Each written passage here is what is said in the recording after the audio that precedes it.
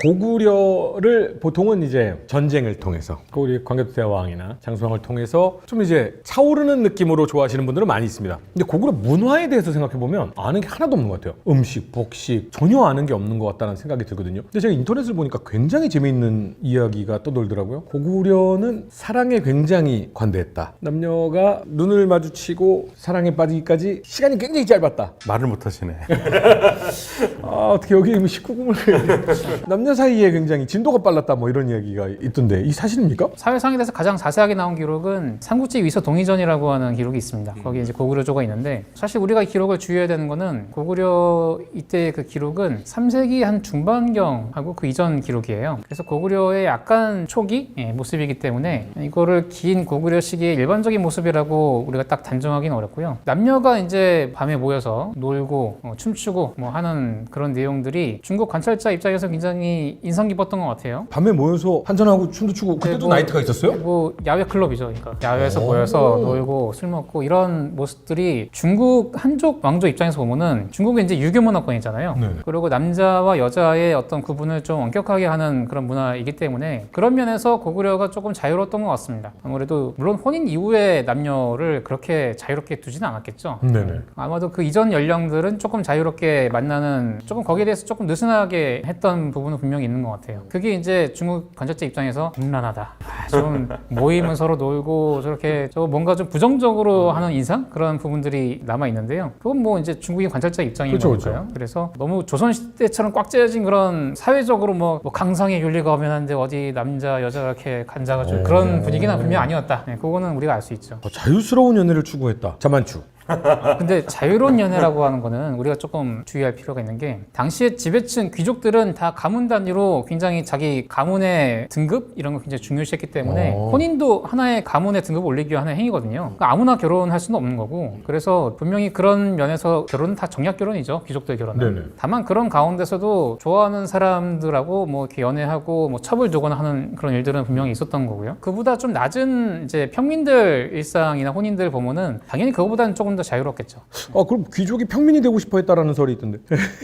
네. 물론 연애에 있어서는 그렇게 하고 싶었겠죠. 고구려는 아닙니다만 그 신라 같은 경우에도 집에서 짝지어준 사람하고 만나기 싫어하거나 혹은 반대하는 사람하고 만나려고 막 도망 다니고 뭐 이런 경우들은 멸전 이런 데 많이 나와요. 김유신의 아버지 김세연이라는 사람도 그랬었고 김유신도 첩이 있었습니다. 육도품에 첩이 있었던 걸로 알려져 있어요. 뭐 그런 것들을 보다 보면은 이게 연애라고 하는 거는 단순히 그렇게 또 정략적으로 안 되는 부분도 분명히 있는 거죠. 자유롭게 또 있었던 것 같습니다. 이집트는 약간 개방적이었죠. 고대 이집트 말씀하시는 네네. 거죠. 뭐 현재 이집트는 아니겠죠. 이집트는 언제나 얘기할 때 그 예. 시기적인 범주를 딱 정해서 보통 저희가 궁금한 건 고대입니다. 그 고대 이집트 같은 경우도 이제 아마 고구려와 비슷하게 연애 단계에서는 비교적 자유로웠었던 것 같은데 혼인은 또 완전 다른 문제예요. 이집트는 무조건 파라오를 제외하고는 전부 다 무조건 일부 일처제고 그리고 혼인이 이루어진 시점에서 불륜이 발생한다. 굉장히 처벌이 엄격합니다.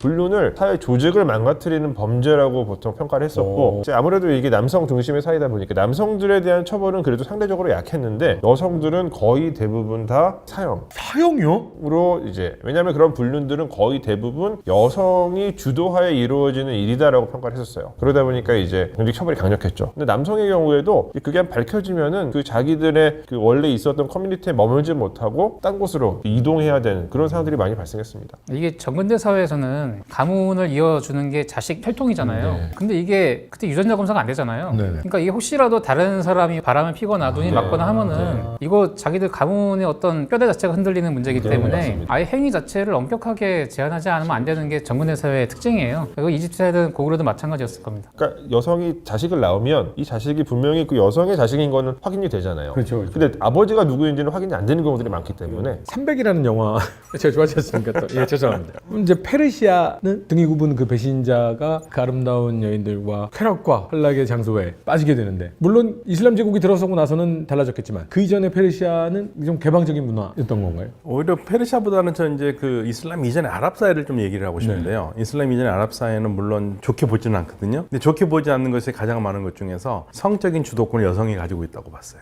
유목민들 특히. 유목민들이 여자가 남자하고 사랑을 하고 싶으면 텐트 밖으로 신호를 하면 남자가 들어와서 사랑을 할 수 있는. 그러니까 남성 선택권을 여성들이 여성들이 가지고 있었다. 이런 기록들을 남겨놨어요. 근데 이제 이슬람이 들어오면부터는 뭐 그거는 있을 수가 없는 일이고. 그래서 이제 현대 와서 뭐 여성의 해방론을 주장하거나 이런 사람들은 그런 얘기를 많이 하죠. 성적 주도권을 여성이 가지고 있었다. 이슬람 이전에는. 여성이 집을 준비해 갖고 가야 되네요. 집에서 집이라 봤자 뭐 텐트니까요. 텐트를 이제 네. 준비할 거면 네. 오늘은 오케이. 그럼 이제 남성이 이제 들어올 수 있고. 네, 이게 선택권 여성이 있다고 그러죠. 근데 사실은요, 여성이 성적인 주도권을 가지고 있는 거는 동물 사회에서는 너무 당연한 거예요. 인간을 동물이라고 본다면 동물들이 번식을 하기 위해서 암놈들이 순놈을 고르는 거거든요. 강한 유전자를 찾아다니죠. 예, 모든 동물들이 말도 그렇고요. 근데 이제 인간 사회에서만 이제 좀 덜 그러는 것뿐이죠. 알겠습니다. 네. 고구려는 결혼할 때 여성이 남성에게 혼수를 가지고 갔어요? 남성이 여성에게 혼수를 가지고 갔어요? 남자가 가져갑니다. 삼국지 고구려전에 의하면은 남자가 이제 가져가서 혼수로 가져간 물건을 이제 집 앞에 두고 집에 들어가거든요.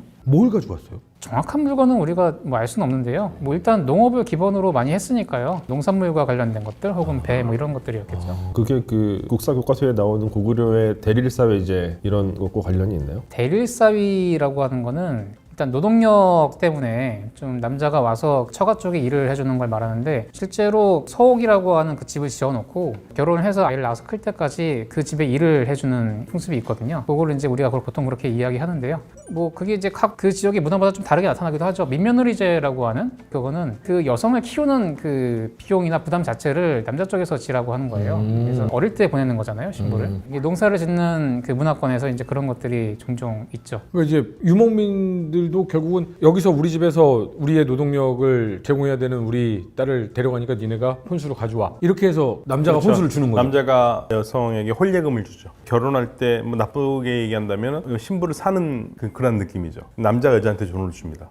노동력을 가져가는 대가 뭐 약간 이런 느낌이 있는 건가요? 그것보다도 보통은 이 무슬림들은 지금도 그러는데 과거부터 결혼을 하기 전에 혼인이 성립이 되려면 남자하고 여자가 성립하지 않아요. 결혼할 신랑과 신부 측 남자 대리인이 만나서 결혼 조건을 결정을 지어요. 그래서 남자 쪽에서 얼마를 줘요. 여성 목으로. 그러면 이슬람은 여성에 대한 인권이 굉장히 낮다라고 했는데 그럼에도 불구하고 이슬람은 여성이 유산을 물려받잖아요. 그러니까 여성의 인권이 낮다라는 것은 이제 근대에 들어와서 다른 지역이 너무나 발전을 하니까 무슬림 지역이 낙후되게 보이죠. 그런데 그전에는 여성들이 상속권을 가지고 있었으니까 다른 지역에서는 여자에게 상속권이 없었잖아요. 여자가 상속을 못했습니다. 근데 여기 무슬림들은 이슬람이 들어오면서 여성들에게 상속권을 줬기 때문에 남자의 반이긴 하지만 그거 어마어마한 사건이거든요. 그런데 근대에 들어와가지고 서양에서는 이제 처음으로 여성의 상속권이 나오잖아요. 그러니까 그보다 훨씬 빨랐습니다. 근데 다른 것들이 늦었죠. 예를 들면 이제 특히 여성들에서 문제가 되는 게 이제 인식의 차이라는 건데 전통 무슬림들에게 의하면은 니네들은 왜 여성들을 이렇게 하느냐 그러면 우리 여성을 보호한다 그러거든요. 대체적으로 그런 얘기를 많이 해요. 근데 이제 현대 사회에서 남녀 평등이 할 땐 보호라는 개념을 쓸 수가 없잖아요. 그쵸. 예, 그런 점 차이가 있는 거고. 제국주의 국가들도 그런 말 많이 하죠. 예. 그런데 저는 이게 종교의 문제라고 보지 않습니다. 저는 이건 생산 양식의 문제라고 봅니다. 산업구조. 제가 항상 하는 얘기인데 무슬림 문화권에서 우리보다 훨씬 여성의 정치 참여율도 높고 높은 나라가 튀니지입니다. 튀니지의 여성의 정치 참여율은요 한국, 일본보다 훨씬 높아요. 그런데 중동 같은 무슬림 문화권이요 같은 중동에서 사우디 이런 데는 최악이잖아요. 요즘 많이 나아졌습니다만 근데 그걸 같은 이슬람으로 설명할 수 있느냐 없다라는 얘기예요. 그래서 산업구조. 석유가 많이 나오는 나라는 여성의 인권이 낮을 수밖에 없고 석유가 안 나오는 나라는 값싼 여성 노동력으로 산업을 일으켜야 되기 때문에 여성들의 사회 진출이 활발할 수밖에 없고 이거는 이슬람의 문제가 아니라 자원의 문제다. 고대 이집트도 혼수가 있어요. 근데 기본적으로 이제 말씀하신 것처럼 고대 이집트에도 여성들이 남성과 동등하게 유산에 대해서 상속권이 있어요. 똑같이 있어요. 아주 이례적인 사례이긴 한데 기록으로 남겨져 있거든요. 어떤 거냐면 어떤 부부가 있습니다. 근데 이 부부는 그러니까 엄청 귀족층은 아니고요. 그러니까 중상층 정도 되는 그런 부부인데 자식이 없어요. 만약에 자식이 없다가 그 남편이 죽으면 남편의 재산을 누군가한테 물려줘야 되잖아요. 근데 그 물려주는 과정에서 자기 아내한테도 물려줄 수 있긴 하지만 분명히 친척들이 다 유산에 대한 그 계승권이 있어요. 친척도요? 친척도 있죠. 그러니까 이제 자식이 없으니까. 그래서 어떤 편법을 쓰냐? 되게 재밌습니다. 자신의 부인을 자신의 딸로 입양을 해버려요. 법적으로. 그렇게 했기 때문에 이 남편이 죽고 나서도 모든 유산에 대한 권리는 다 이 부인이 갖게 되는 거예요. 딸이니까 법적으로. 그런 어떤 문서가 남겨져 있고요. 실제로 이 문서 바로 뒤에 또 쓰여져 있는 기록을 보면은 이번에는 이제 한 시간이 한 10몇 년이 흘렀어요. 남편은 죽었어요. 부인이 자기 이제 그 가게의 가장이 된 건데 그 사이에 이 자식이 없으니까 이 남편과 부인이 이 남편의 어떤 그 여종한테서 태어난 일종의 뭐 첩이죠. 첩한 태어난 자식들을 부인이 다 데리고 키워요. 그러니까 3명의 남매인데 이 부인이 뭘 기록을 해놓냐면 자신의 재산을, 그러니까 남편한테 유산으로 물려받은 재산이겠죠. 이 재산을 자신의 입양한 아들과 딸들한테 전부 다 계승한다. 그리고 여기에 그러니까 입양한 자식은 3명인데 자식을 4명으로 기록을 해요. 누구냐면 첫 번째 딸이랑 결혼한 사위예요. 그러니까 이 사위가 이 집에 이제 가교로 편입이 된 거예요. 그러니까 이때 이제 혼수를 갖고 왔었는지는 알 수 없지만 사위임에도 불구하고 이 집안 사정상 이 집에 이제 첫 번째 딸이랑 그것도 입양한 첫 번째 딸이랑 결혼을 해서 이 집의 가장으로서 자기의 딸의 이제 어머니죠. 그러니까 법적인 어머니한테 재산을 전체로 다 물려받을 권리를 갖게 되는 거죠. 그런 방식으로 이제 사회가 존재했었습니다. 그러니까 무슬림 문화권은 이 이슬람 이전에는 상속이 수평이에요. 그러니까 아버지가 돌아가시면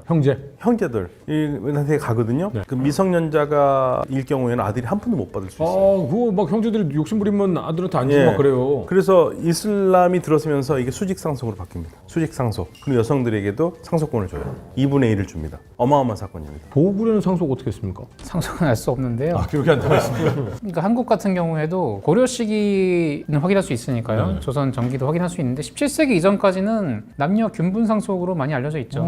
아들, 딸, 형제들 다 동일하게 상속한다. 그리고 그 원칙의 근거는 자녀 윤회봉사라고 해서 남자 형제들 그리고 여자 형제들 다 돌아가면서 공평하게 부모 제사를 지낸다. 부모에 대한 그 제사 의무를 동일하게 지내는 거를 원칙으로 해서 제사를 여자와 남자가 동일하게 다 지내요? 네, 그렇게 했는데 거기 한 17세기 중반 후반 정도를 기점으로 해서 중국의 종법 제도와 성리학적인 이념 질서가 강화되면서 남자의 그 장자 중심으로 다 전환이 되는 거죠. 그 유교 성리학이 들어오면서 이게 완전히 바뀐 거군요. 딸하고 아들이 똑같이 제사 지내고 똑같이 재산을 받았었으면 현지하고 똑같네요. 네, 맞아요.